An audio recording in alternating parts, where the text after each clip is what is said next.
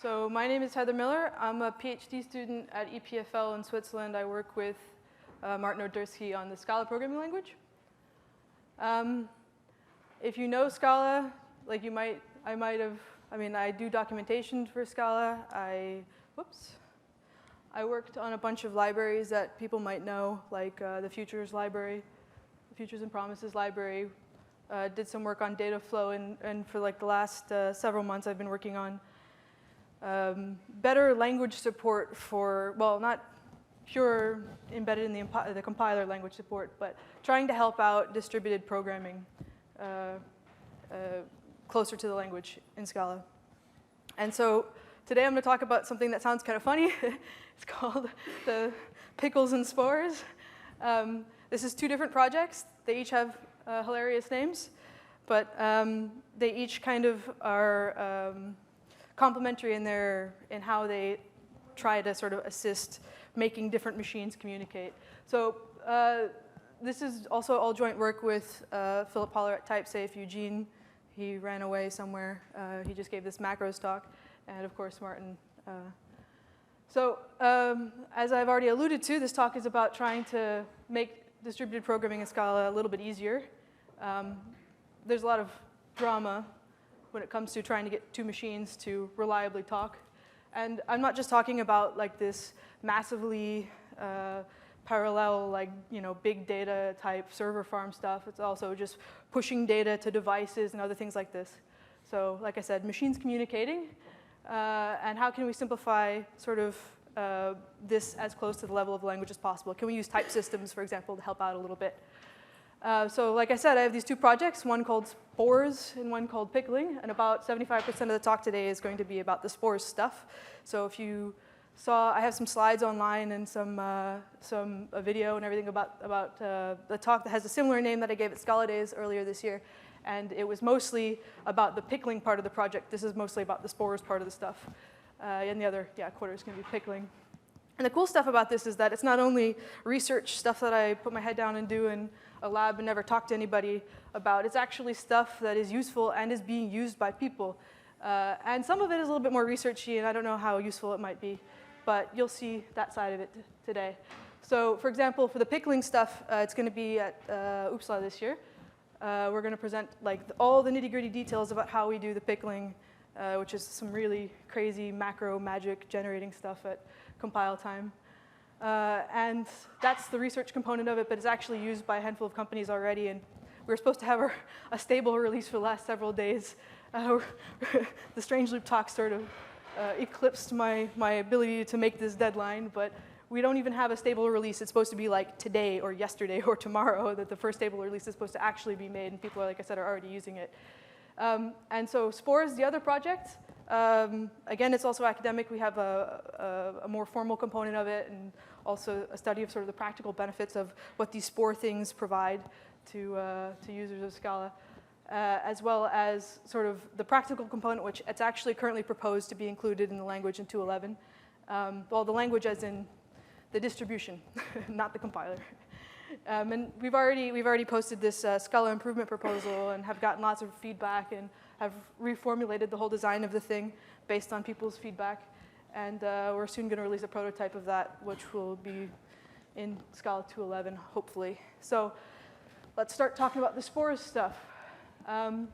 So I'm sorry if the text is a little bit dark. I didn't realize it would be so hard to see. But first, let's just imagine that we're thinking about the single machine model right now. Forget about this whole distribution thing. We really like closures. Closures are really nice. If you have a functional programming language, you need function, literals, closures, all these things. You need to be passing them around. And functional programming is largely about transforming data in some way, transforming immutable data in some way. And they're often just represented as functions, right, closures. So things like monads that are backed by data, so monads backed by data like lists or options or futures or these kinds of things. These are typically acted on by functions that are passed to higher order functions, right? Or closures passed to higher order functions. So you can kind of think about it like you're passing closures around to the data, if you think about it like that, right? And I mean, functions are so nice that, even slow-moving languages like Java eventually want to pick them up. So they're great, right?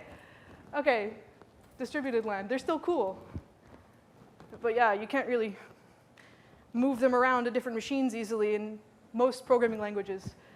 Some functional languages are better than others. Scala is not so good at it. In any sort of language on the JVM has trouble moving closures from one machine to another. And so, oops, the question, why is this the case? There's a lot of reasons. Most often, closures are not serializable because they capture stuff that is also transitively not serializable. So if you accidentally capture, a reference to your enclosing object, and your enclosing object is not serializable, then okay, everything it crashes at runtime. Great. You can accidentally capture stuff that's not serializable, totally unknowingly, or you can just unknowingly capture everything, like all of Wikipedia accidentally because it's a graph that's highly connected, and just accidentally serialize that and send it over the wire. Whoops. So then there's a bunch of, like I said, the bottom line is usually you capture stuff that you don't want to capture, you send it over the wire. Usually the problem is runtime errors instead of compile time ones. And sort of the drama that usually presents itself is that, from these stack traces, you never know whose fault it was. It often looks like it's the framework's fault when maybe the user captured something wrong. So those are some problems, and consequences that follow from those problems are that typically framework builders don't really want to ever put them in their public APIs because they usually bring all kinds of drama. You don't want users accidentally capturing bad stuff and then everything breaking and it being your fault, right? Also, it's not a good idea to put them in your private APIs, or not your private APIs, but to use them privately either, because some small refactoring of your code base could result in some closure accidentally capturing more than it did on the previous commit or something in some really obscure runtime error, and you have no idea what that's all about. So, I mean, it's just generally avoided. So when picking battles, framework designers, I think, have a tendency to avoid issues with closures, like, very rightfully so, because of this capturing problem, this problem of this evil environment doing wrong things all the time. And the funniest part about all of this is that I'm sure everybody's heard this before, that functional programming is the way to go if you want to do parallel, concurrent, distributed stuff. I mean, concurrent too, right? You have all this mutable stuff. You pass the functions around to sort of, do things in parallel. You can balance. You can do all kinds of load balancing based on shards of immutable data and functions and all kinds of stuff like this, right? And like I said, passing functions around is the way to do functional programming in general, right? But as I've alluded to already, managing closures in these concurrent or distributed environments, or writing APIs to be used by clients in situations like these is usually pretty dramatic and precarious and dangerous, right? So wouldn't it be really nice if we could not have to worry so much about the stuff that a closure captures and be able to reliably build new types of frameworks for distributed programming based on passing functions around? That would be cool, because there's not a lot of frameworks that really do that, at least in Scala. So that's where the Spore idea comes from. And today I'm going to talk about two types. So I previously alluded to the fact that some of these projects are a little bit more researchy in nature. Some of them are actually proposed for inclusion in the language. So the first one I'm going to talk about are the mainline Spores, I'll call them, and they're the ones that are proposed for inclusion at 2.11. And then I'm going to spend a few slides talking about this more researchy topic. I call them Spores with type constraints. So it's basically using the type system to try and, also give your users a contract about what you don't want them to capture, right? And that's some research. I'm going to write a paper about that soon. But first, let's talk about these mainline Spores. So again, you can think about Spores like these small units of possibly mobile functional behavior. They don't actually have to be necessarily. Like I've already said a few times that they're kind of useful in concurrent environments as well, and I'll show you an example. But they are effectively a closure-like abstraction for use in distributed and concurrent environments. And the goal of this effort of Spores in general are to provide well-behaved enclosures in which the environment is very well controlled and it avoids all kinds of bad sort of hazards that present themselves in these types of environments. So, well, one thing, of course, is memory leaks. If you have an idea of what's in your environment, you can probably avoid leaking memory often. But the bigger concerns are race conditions that can present themselves due to accidentally capturing mutable references in a concurrent environment. And then all of this runtime serialization drama due to the capturing problem that I've already talked a little bit about. I hope you can see this. So this, I'm gonna give a few motivating examples right now. Does anybody know Spark? It's a cool cluster computing framework or whatever. I don't know how to describe it. It's an in-memory distributed collections framework, basically. So you can imagine kind of like Hadoop, but it's all in memory, it's much faster, and you have a lot more operations available to you. So you can just use, they're called RDDs, so this thing here. It's like a distributed array. And you can call a lot of functions that you find in the Scala collections library, like map, flat map, filter, all these things that you're regularly used to using. And it's really nice because it's in memory, it's super fast. So you can basically do interactive queries and get results back right away, right? And the way that it works is that you have a bunch of this data partitioned all over a bunch of different nodes, and you're effectively you're passing this RDD thing. Well, you're calling this map function on your RDD, which takes a function, right? And the same problem that I've been going on about for a while now. You can capture all kinds of bad stuff in this.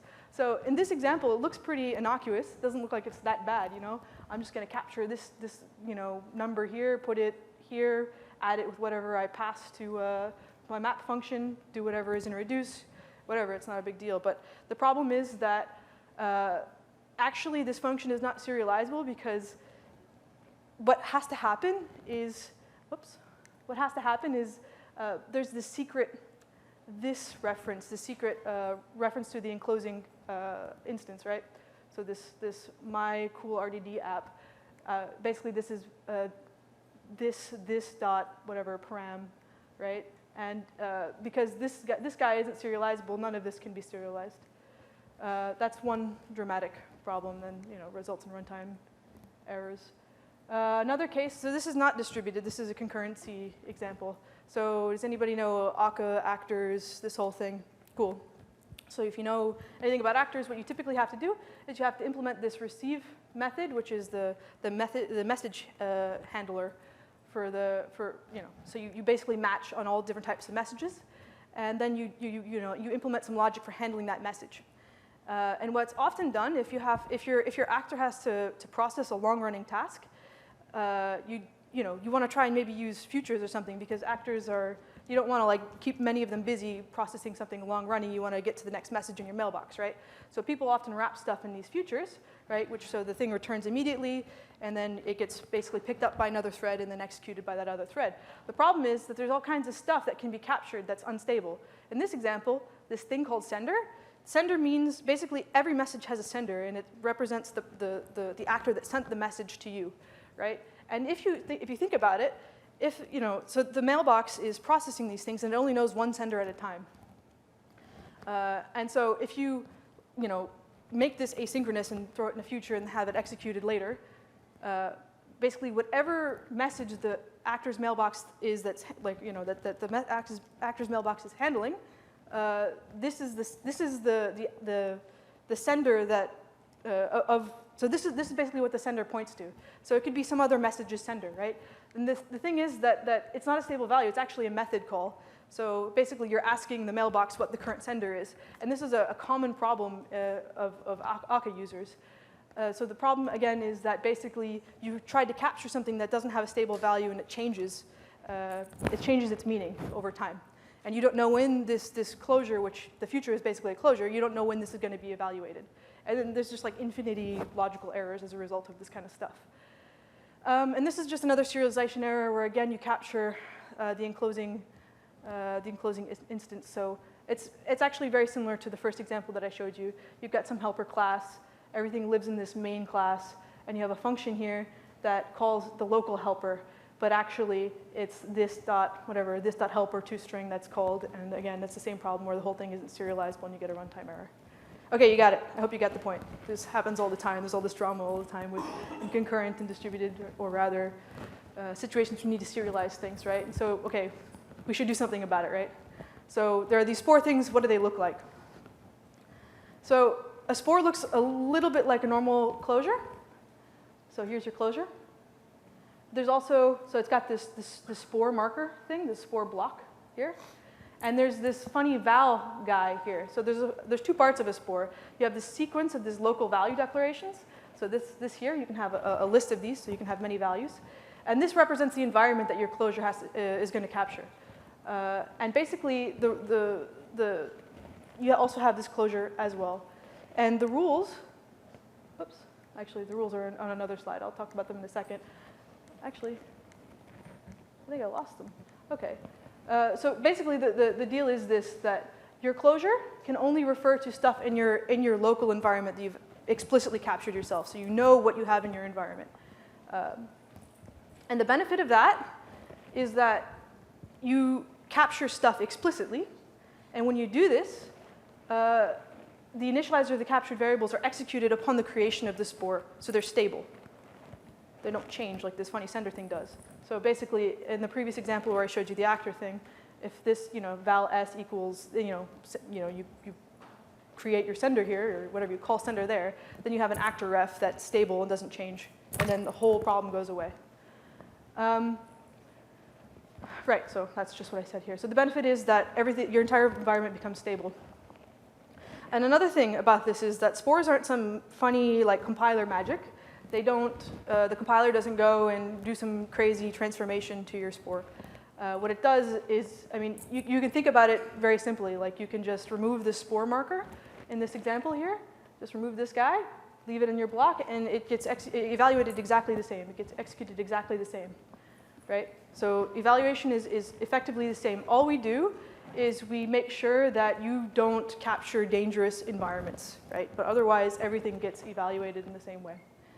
I should also note that spores and closures are related. You can actually, if you have an API that takes a spore, you can pass a function literal to it so long as the function literal abides by the spore rules. So here's an example, actually, of something taking a spore. So it's the same kind of syntax as a function. You have your input and your output. And basically, you can pass a function literal to it here. And basically, it's an implicit conversion that gets applied, and then all the checking gets applied. And assuming that your spore or your function abides by these rules, then you're good. OK. Another thing that we can do with spores is for comprehensions. There's another way to use them. If you know anything about how Scala does for comprehensions, it actually just desugars to calls to higher order functions like map, flat map with filter, these things. And if you think about it, you have to pass functions to these guys. So naturally, when you use a for comprehension, then you have this problem of spores that you don't actually explicitly define yourself. But you can still use for comprehensions with things that take spores. So in this example, if we have some type of distributed collection, and you have your combinators here, you can still define so basically, all of this gets executed instead with spores and not normal closures. And there's this funny little capture syntax, which basically is like an inline version of this way of listing. This way of listing your value declarations. So it's like a way of inlining it, right? Okay, and so those are the main ways to use spores. You define them as spore values. You use them in for comprehensions, or you pass them as parameters to things. So, right, what does that get you? Like I said, captured expressions are evaluated upon creation of the spore, so everything is stable. You have an immutable environment that's perfectly safe, and it's also checked, and so there's no accidental capturing that you can have. So you can think about it like this. If this is a spore and this is a closure, you can have something that you're trying to capture here, some primitives, some random objects, and they all get resolved and are dealt with at the time that the thing is created, right? Whereas in a normal closure, all of this basically ends up being seen by so the compiler sees these things as calls to outer enclosing objects and things like this, which is problematic if you want to create this thing and then send it to another machine, and you have all of these references to other objects that you don't even know about because it's not explicitly in your code. And only when you actually evaluate that function do all of those references to other things kind of eventually go away. And as you can see, as you can imagine, like if you want to create something, then send it to another machine and then evaluate it, naturally you're going to have all kinds of problems if it's capturing all kinds of other stuff. So what ends up happening is you end up capturing all kinds of crazy objects that you don't even know about. But in the case of Spores, it's all the same. So from the time that you create the thing, it's the same at the time. The environment is the same when you execute it. So it's like, it actually, the funny thing is that it actually pulls in funny stuff in your object graph, even if it's not, even if the things are serializable in your object graph, it pulls in a crazy object graph that you don't even know about. So this is kind of like, in my mind, what it looks like. This looks a lot safer. Pass those around. Yeah. Okay. The sort of motivation for these funny Spore things that don't do a lot but enforce a certain style is that it kind of makes it possible to, it enables a bunch of cool new patterns, right? So a few just ideas of things that you can do and things that we've tried, but they could be expanded into bigger things, right? So one pattern, I call it stage and ship. Basically, the idea is that if you have a function, you can build up a spore. You can build up a computation graph with these spores, with the behavior represented as spores. And once you've composed all of these things into some sort of graph, you can send it over to another machine, and then have that machine apply your spores. So you can think about it like pipeline stages that are plugged together on one machine and sent to another. Another is some type of like function passing style concurrency. So imagine the same kind of thing, but instead of passing it to one machine, you can pass it to a bunch of machines, right? So you can compose stuff as you go. Like you compose on one machine, send it to another machine, compose it again, send it around. Another thing that you can do with this is you can actually hot swap behavior between machines with actors. So in Akka, you have this become method. And basically, the idea, it takes a partial function, and let's just say that it could take a spore or something. Then you could basically, actually hot swap behavior between machines. Change the way that the thing handles messages, for example. So these are patterns that aren't, often used for, I think, a lot of dramatic reasons, and I think it could enable a bunch of cooler, more reliable frameworks. So actually, Spark is really awesome, and it's really taking off at least in the startup scene, and especially when it comes to querying data quickly, right? But they have this problem very regularly on their mailing lists, where they, like I said, they expose these functions to users, and there's just infinity drama. So I mean, you could have a more reliable Spark or other abstractions that are like Spark. Same kind of thing for these pipelines. You can build up these pipelines and distribute them a lot easier. And then the same stuff that I was talking about a moment ago, this function passing stuff where you can compose functions on different machines and pass them around. All right, that's nice. But what if you want to capture something that you shouldn't capture, like a socket? So what if you capture a socket and send it to another machine, then try to send something to that socket? What does that even mean? That doesn't make sense, right?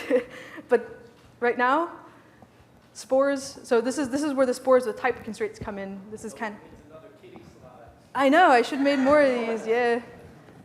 I'm going to make sure there's more kitty slides and more of my presentations in the future. Thank you for your enthusiasm. But, so yeah, this is something that's a little bit more researchy. It's closer to the realm of dealing with types. So yeah, if you have some socket type, it would be nice if in the current framework, currently you can't do this in the framework that I just presented to you. There's no way of saying, I don't want a socket, don't capture a socket, that's bad. But it would be really nice if you could actually add these constraints in some way. For example, it would be nice if Akka could say, hey, don't capture an actor. That doesn't make any sense to try and send an actor to another machine. You can't really do that, at least easily.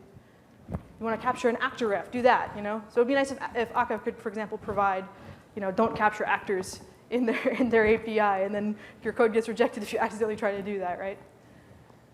So that's where the Spores with type constraints idea comes in. Basically, the idea is that at compile time, you want to try and keep track of all the types that you captured. so the stuff that's in your environment. And you also want to keep track of the types that you wish not to capture. Again, I'm really sorry if it's hard to see. So you remember the spore syntax that I showed you earlier. You got something called a spore. You got this value definition list. And then you got your function or your closure here, right? And then you assume that this guy is only referencing these things. All right. So this, assuming that, so the only addition is this exclude method that passes this actor type parameter, right? Basically, all this says is, yeah, OK, do some stuff, but don't make sure there's no actor in here. Make sure that no matter what I capture, there's no way I accidentally capture an actor. So all of this would be implemented or is implemented with macros.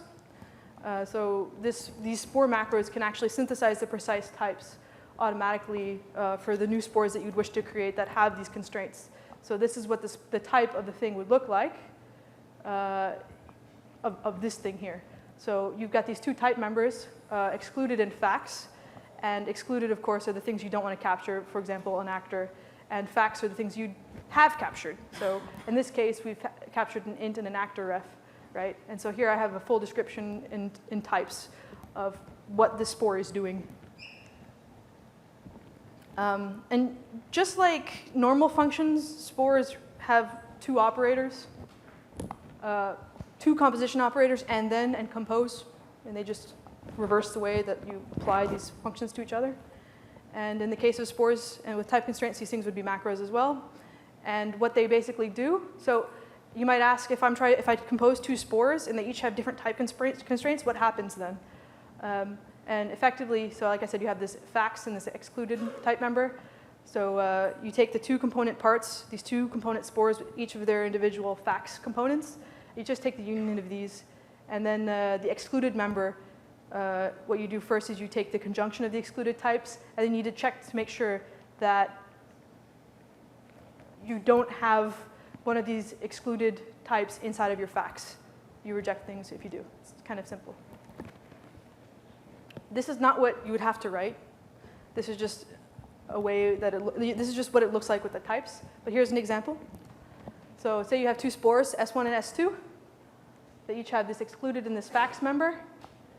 So in this S1, you don't want to capture an actor. And in this S2, you don't want to capture an RDD. But you captured an int and an actor ref. OK, that's fine. You didn't capture an actor. That's good. S2, you captured an actor, but you don't want to capture an RDD. That's also fine. You can do that. But then if you want to compose them, you want to make sure that this doesn't compile. You can't see that, but it says this doesn't compile.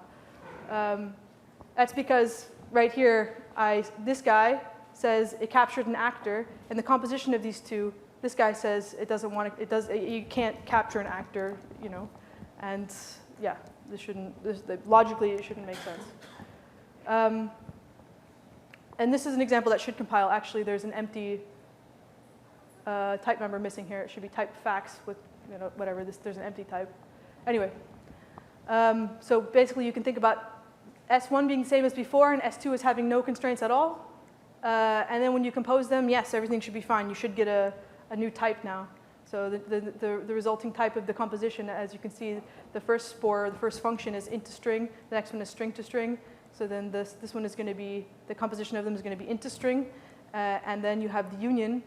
Oops, well, because this type checks, you have the union basically of the conjunction of the two, the actor and the RDD excluded types, and then of course you have the union of all of the captured types. Okay, cool. So that's also so what do these type constraints get us? So it gives you stronger constraints that are beyond just the basic spore checking, the basic shape checking, and the thing that enforces you to write nicer environments. It's a little bit more than that. It gives framework authors a little bit more confidence about exposing functions to users and preventing stuff in their framework from being captured by their users. That's the point. So also something I think I haven't mentioned is that these constraints, as you can probably imagine from this previous example, is that they accumulate monotonically. And so you can't ever lose a constraint. So you can keep composing these things for a long time, and then your contract gets stricter and stricter. Ideally, this should be a lot less brittle when it comes to the problem of accidental capture. And that's all I really have to say about Spores for now. If you ever want to get into the details, there's going to be a paper soon about Spores.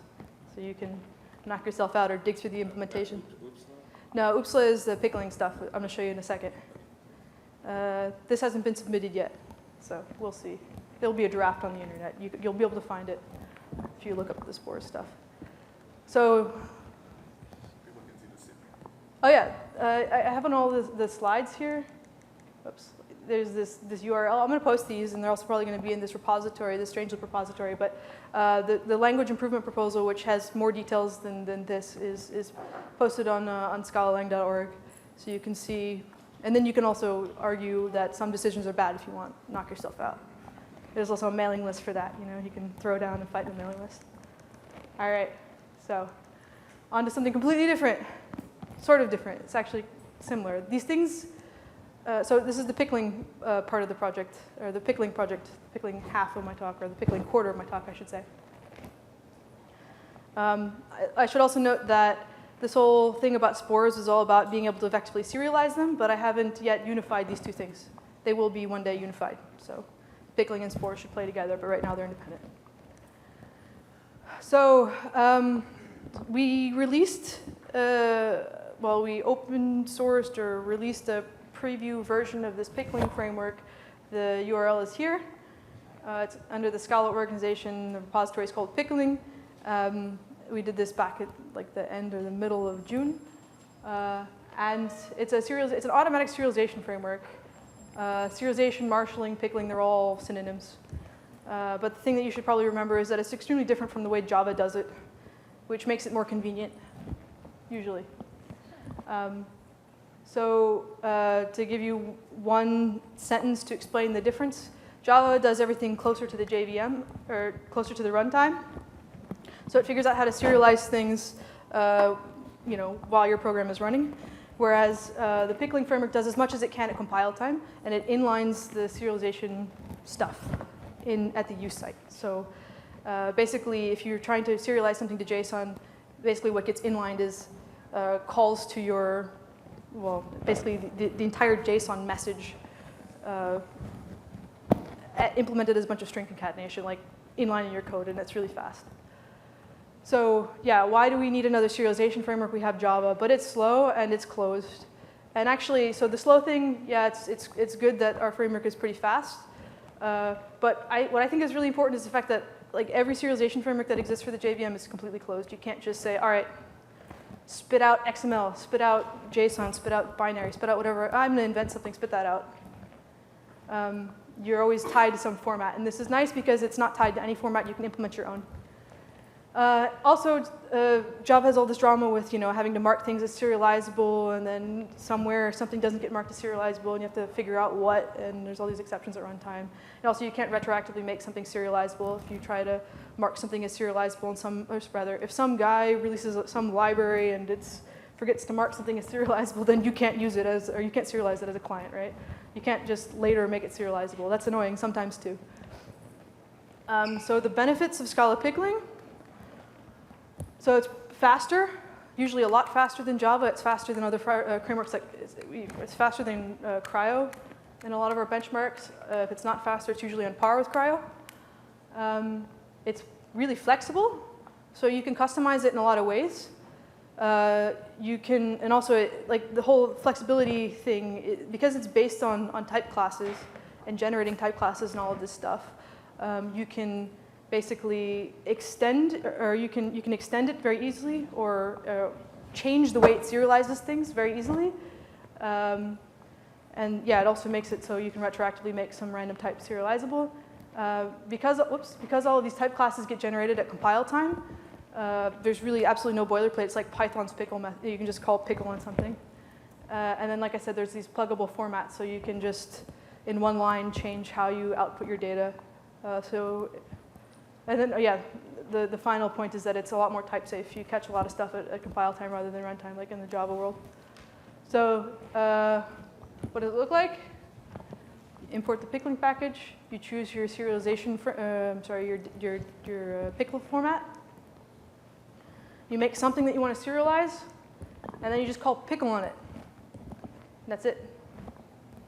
It's the same for unpickling. Take some instance of something, call it unpickle. You have to pass the type parameter, like what the type that you expect to it, and it figures out how to make it. And like I said, it's pretty fast. So I'm just going to show a few benchmarks. This is a microbenchmark on collections. So the x-axis here is the size of a collection. In this case, it's a vector. And this is time on the y-axis. And Java is much slower, as you can see. So here, we're faster most of the time than Kryo. And then when we get to about 1 million elements, we're about the same. That's Kryo 2. This is Kryo 1. And these are naive, handwritten pickler combinators. And this is what the whole framework is based upon. So we generate pickler combinators at compile time. It's like, you can kind of think about it like Haskell's deriving a little bit, but specialized on pickling. This is what the memory usage looks like. Of course, more is better.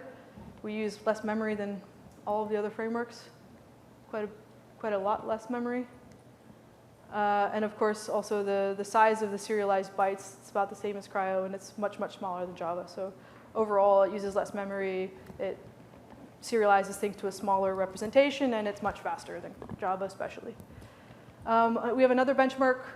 We call it GeoTrellis. So GeoTrellis is it's a geographic data processing framework, I guess.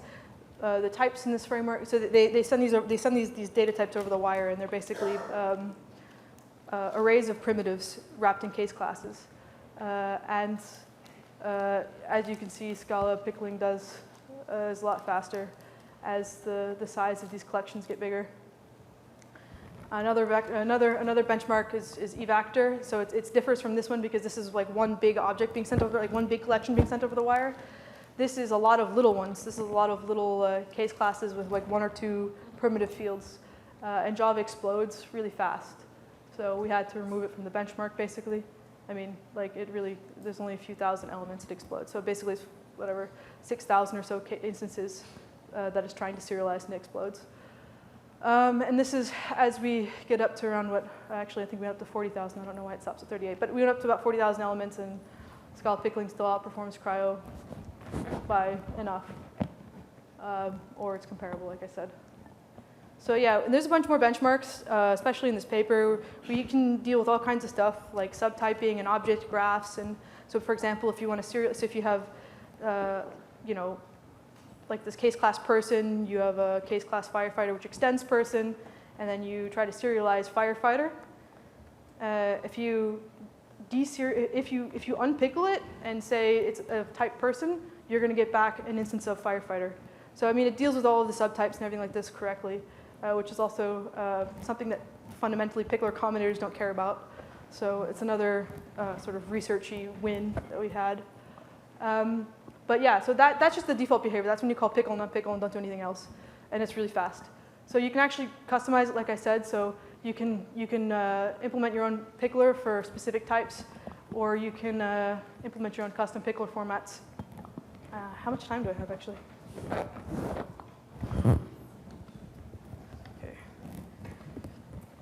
So basically, I'm about done, which is good because I got like 2 more slides. Awesome. So this looks like a bunch of code, but it's pretty simple if you look at it. So there's this case class person. It's got 3 fields. And basically, all I'm doing with this custom person pickler thing is only serializing 2 of the fields. So I can just say how I want the framework to serialize anything. And I mean, this is not super boilerplate free, but it's not so bad, right? So you can, like I said, customize how it actually gets serialized. You can output to any format. So this is the API for creating your own pickle format. So you just have to basically say how the message should begin and be like how the fields and objects within it should be delimited. And you have this builder thing, and it's not a huge API, and it's pretty tractable to implement your own pickle format. And here, like I'll post these slides online, but this is an example of basically creating the pickler for a builder, basically. For this EDN, this EDN format, which is Clojure's data transfer format. I think it's only specified. I don't think it's actually implemented in any way yet. I don't know. But yeah, here's what it looks like. It's very simple. You just create a new package and then put that stuff in it, and that's all. So the Pickling project is about to have its first stable release. We've got support for a bunch of stuff, most Scala types, cyclic object graphs, all kinds of things. No support for inner classes yet, lots of tests. It's becoming more and more stable. It can serialize basically everything right now. We have Scala 2.11 as a target, and we, in the next few steps are to integrate it with a bunch of our frameworks and to produce a SIP for 2.11. And that's everything. So, yeah, questions? Yep. How does Pickling handle any version expense to serialize an object model without having to have people? Yeah. Does that actually migrate, right? Like, you mean you want to put some type of versioning information so you have like different. Yeah, if I change the contract later, if I serialize something and change the contract. Yeah, so it doesn't. This is what is this? What's the term for this? Like unanticipated evolution or whatever that like a lot of these protobuf and things like this are good at. This wasn't really the goal of the framework, and I haven't actually thought about how ever to achieve this. You could generate. Yeah. Okay. You could probably generate like protobuf messages and things, but it doesn't really deal with the evolution of your messages. Yeah. Anybody else? Yeah. You were talking about problems with accidentally capturing this.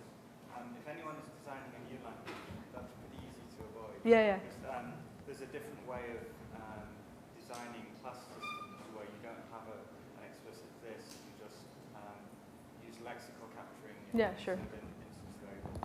Yeah. Let's have that problem. Yeah. If we could start from scratch, like, it would be great. It's a similar capturing problem with loops that Python has, for example, and some languages don't have the problem. Yeah. They thought about this.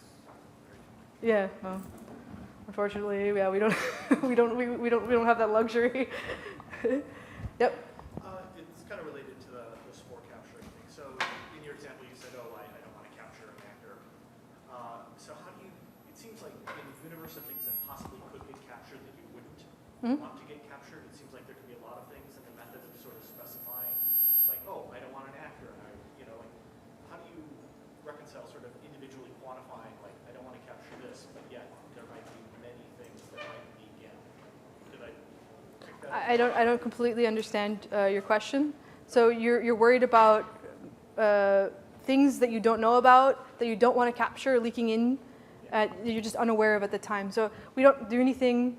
We don't do anything to help that. We just hope that basically the goal of this is to make it so it's possible to write frameworks that people can then rely upon and use and then abstract over and other things themselves. So hopefully the goal would be that like Akka, for example, would know about the types that they have in their framework that they don't want you to accidentally capture. And then over time you can, so the whole point about composing these constraints is if you have some library that has some type of socket that they know you shouldn't capture, and Akka knows you shouldn't capture an actor, and all of these things, we hope that the library author provides that information to you, and because you can compose these constraints, that you don't have to actually know anything, and automatically, if you compose two things that have these constraints hidden inside of them, then you should just benefit from that knowledge of the library designers. So it's more useful to the framework developer as opposed to the end Yeah. user. And hopefully you as a user should just automatically not ever accidentally capture a socket because you're not allowed to. Yeah. Yep. But in the case where you're combining two frameworks, say, then you probably want to avoid capturing anything that either framework says is hairy. Yeah. Maybe that's the same set of things for all frameworks. Yeah, sure. You just need a binary whether this type is hairy. Yeah, exactly. I guess it's a good point. Yeah, like the danger, Will Robinson marker. Yeah, yeah, good point. So, any other questions? Because I think I'm getting close to time or over time or something. Okay, cool. Thank you.